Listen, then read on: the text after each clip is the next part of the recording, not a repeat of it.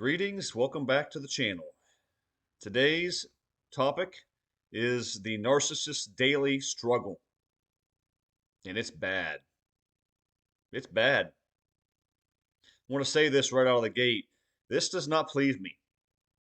I know that some people watch these videos, and I think I did for a while, and you love to hear about the narcissist doing bad. But this doesn't please me, not anymore. Yet, I do think it's crucial to still understand what it's really like for the narcissist. There are people who just need to know this, even if you're not wishing, and you shouldn't be wishing bad upon them, especially when you get done with this video. Just listen. But you do need to know the truth about how it's functioning. It does bring enlightenment and understanding. A lot of us believe for a long time, some of you I guarantee still do, that the narcissist lives this really charmed, this third eye blind, semi-charmed kind of life where it's awesome. They just fly by the seat of their pants with a smile on their face and life is good. Just toast it up. And I try every which way I can to tell you that's not reality. It's nowhere near the truth. And you do stay a prisoner of the narcissist in a sense if you actually believe that's reality. So I'm going to go through a whole myriad of ways here to show you the narcissist's daily struggle, just what it's like on a day in, day out basis for them. I'm not even necessarily talking about long term, although you can extrapolate all this out. So, one thing, the narcissist lives in complete turmoil, constant turmoil. The narcissist will say sometimes, I thrive in chaos.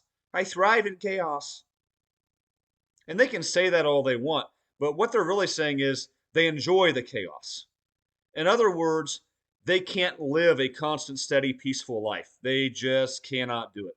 But you know what? They're lying if they say they love that. Yes, they have to live in that because they're so screwed up. They don't know what peace is. They don't know what calm is. They don't like that. It doesn't give them the right energy. But it's a lie to say that they live some sort of wonderful existence that way. Imagine that all of your relationships, in every way, friendships, family, children, parents, especially romantic, is just a constant state of turmoil. It's just never know what to expect. Always some darn thing going on. Some way they've blown it up.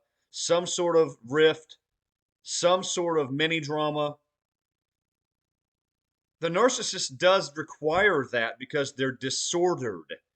They're spiritually disordered. What kind of people must live in that kind of chaos? What kind of people is it, guys? Are these normal, healthy, stable people? No. Are these people who just have a mental disorder? No. I know a lot of people that have a mental disorder. There are numerous people that I can think of right off the top of my head, and they have a genuine mental disorder. But you know what? They don't walk around living in chaos, and they certainly don't enjoy doing things to people. Only wicked, spiritually disordered people thrive in turmoil, require chaos, live in that kind of just carnage. They live, additionally, with depression and radical highs and lows. You guys look back on that person. I know that I can think back. I remember receiving text messages out of nowhere. She's laying in bed under the covers, taking a picture of herself, miserable, can't even get out of bed, so depressed, having such awful days. This was regular. Or whenever anything major happens and you finally met it, you finally reached your end, you can't take it, and then they start down the, I don't want to be here. I don't want to be here anymore. And yes, part of that's a ploy to get your attention and garner your sympathy, but part of that's the truth. They're miserable. It is a never-ending high-low. Remember the high-low when you were there?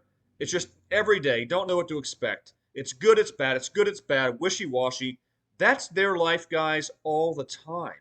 It was that way for you when you were with them. But it's that way for them all the time. With everyone. That's the daily struggle that it is to be the narcissist. They do, I don't care what anyone tells you.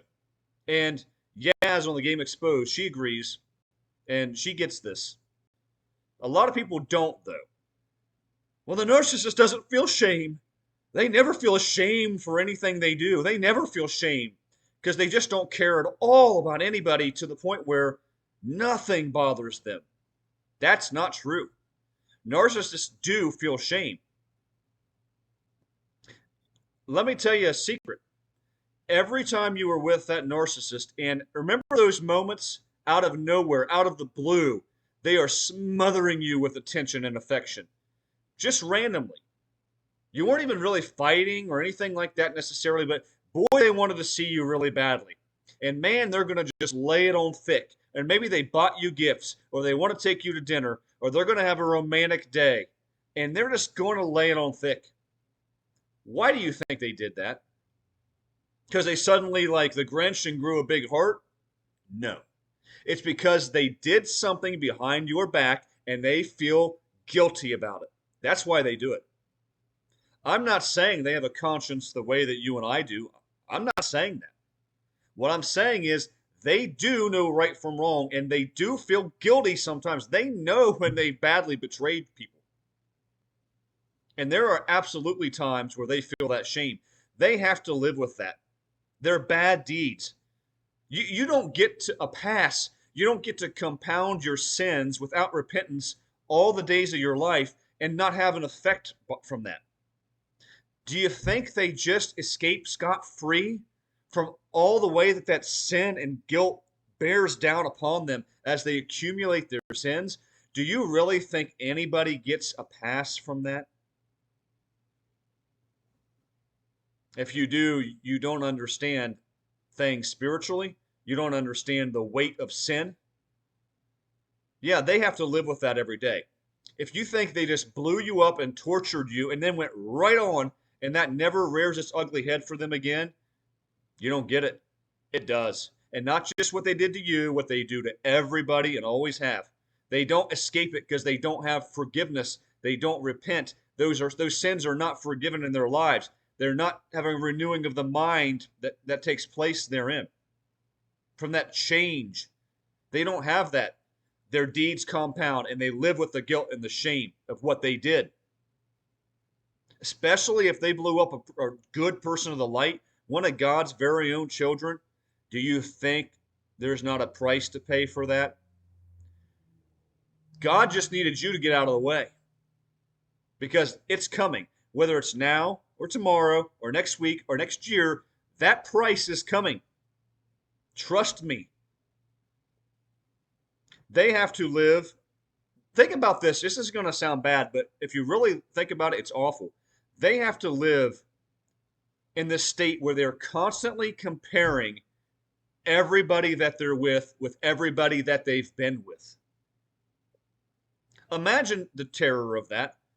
Imagine that you meet somebody, if you met somebody and you liked them and you were trying to pursue something with them, but the entire time, in every way, you're thinking, man, he reminds me of Barry, and he reminds me of John, and he reminds me of Michael, and does he fit? Is he as good as Tom was? And he has the money that Tim had, but does he have the looks that Tom had? And oh shoot, Jason was maybe better than he was in all these ways, and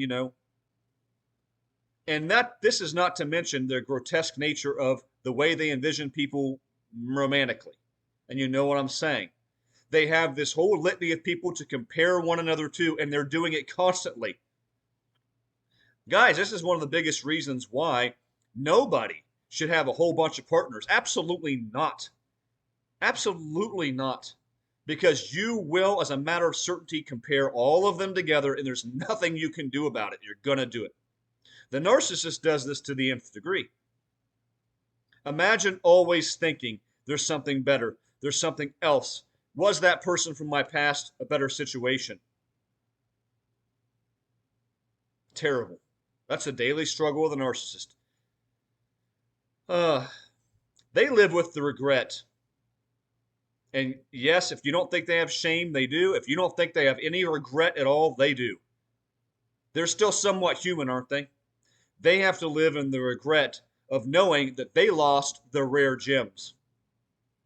Even if you just view this in pure terms of supply,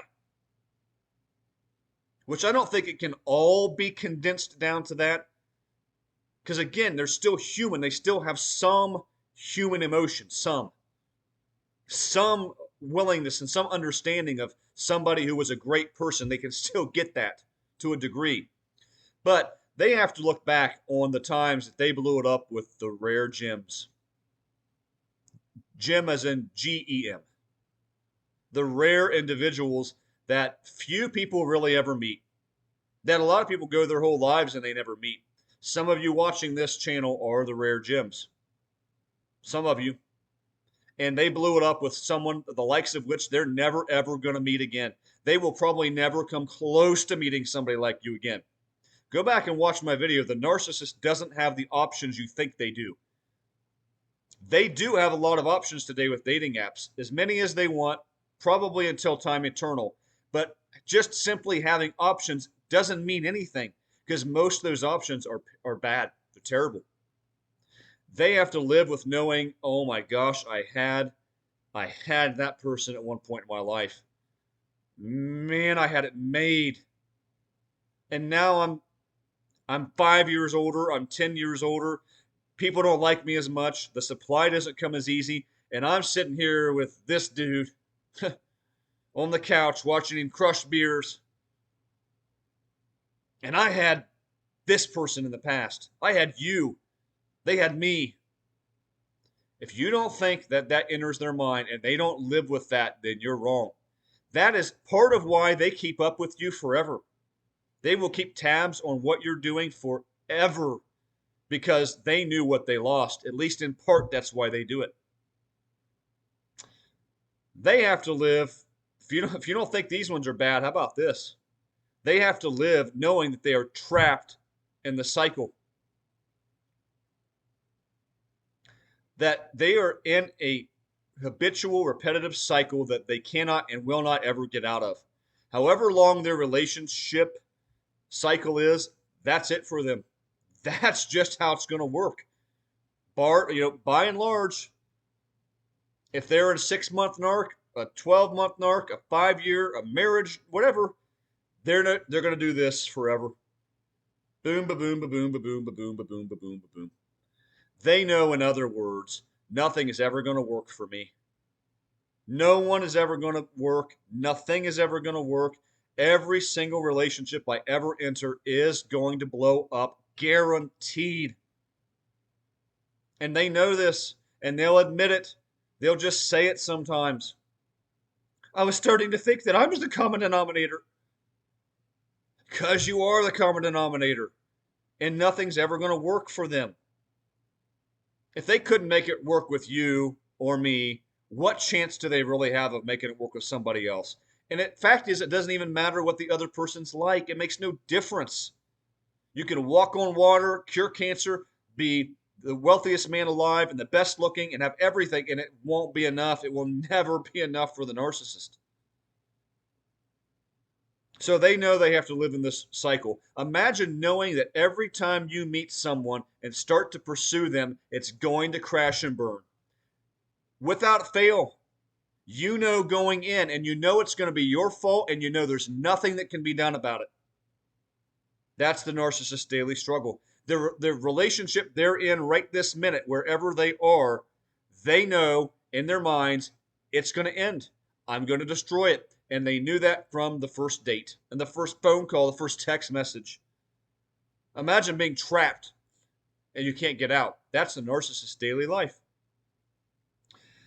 How about they live, as I mentioned this, huge one, they live never being satisfied with anything and never being at peace. That, guys, is the core essence of the narcissist. The absolute inability to be satisfied by anything or anyone.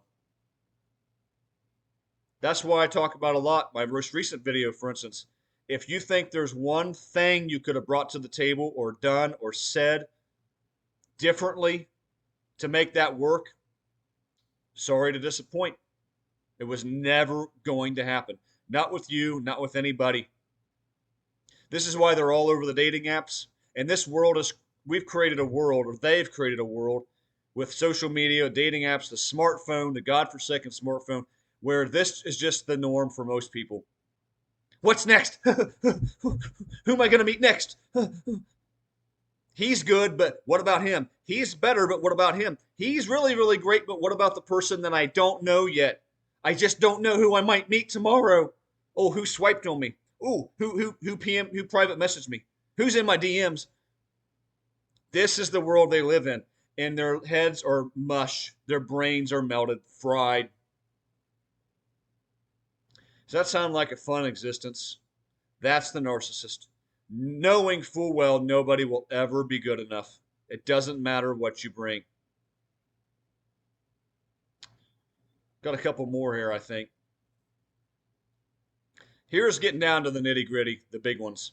So all this is about their lives here and now, day in, day out.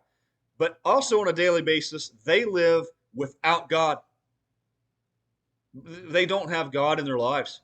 The creator, the sustainer, the beginning, the end, the redeemer, the only being in this world, the only thing that makes life worth living truly in the long run in an everlasting sense, and even here and now.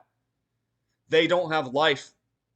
They don't have the light of the world. They don't have any of these things. They live in perpetual darkness every day. And some of them we will tell you that I'm dark. I've got darkness in me. Or, like the narcissist did to me, accuse you of being dark because they are. It's projection. And they have to live knowing the terror that awaits them. That as bad as I already described, that their lives are on a daily basis, they know this is as good as it gets. This world, as struggle as it is for them to say the least, that's the best case scenario because only dread awaits them. Only the terror awaits them of being cut off and shut off from God in an everlasting sense. Think about that one. That this is the best life they'll ever have. And guys, it's hard to tell exactly how bad it will really be after the reckoning, after the judgment, after the separation of the righteous and the wicked, the weeds and the wheat, at the harvest, the resurrection, the judgment. There's no telling how bad that will really be. We have ways to look at it. Everlasting fire, everlasting condemnation, Gehenna. Do a word study on Gehenna. Those are the ways that it's described, but we don't really even understand quite what that would be like, can we? That's what awaits them. And they know that is all that awaits them. This life was everything. It was as good as it got to the narcissist, and it was pretty bad because they made it bad. So guys, these are not good things. I do not love saying these things, but it is the truth and you need to know it. We all need to know it. Think about the narcissist I dealt with and other people. I feel terrible for them. I have spent hours and hours and hours of my life in prayer that something would happen, that God would make the biggest push in their lives. He'd blow them over with his spirit. He'd do something. He'd just shake their world, turn them upside down so that they might have some chance of being saved, because I don't want this for them or anybody. And I'm sorry if you, in the long run, at first I get it. In the long run, if you revel in this, if you love how miserable it is, and you love the fact that they're going to be shut off from the presence of God and all that entails for eternity, if you like that, you need to do some inner work. You need to get in touch with the Father. You need a spiritual renewing because there's nothing good about that. There's nothing wonderful about seeing another human being take the path of darkness and choose to have everlasting destruction as their future. But they did, and that is where they're heading. So guys, never ever think that the narcissist lives some kind of semi-charmed kind of life, because they do not. If you really knew the truth of how bad it is, you'd feel every bit as sorry for them as I do. And maybe some of you already do. So, anyway, guys, avoid such a person. You can't change the narcissist, but they will change you, and they truly are a tragic case. So, guys, this was the daily struggle with a narcissist. Hope you enjoyed it. Drop comments below. I'll come at you with another one. It's going to be a little while, probably, but I'll come at you with another one soon. Until then, God bless.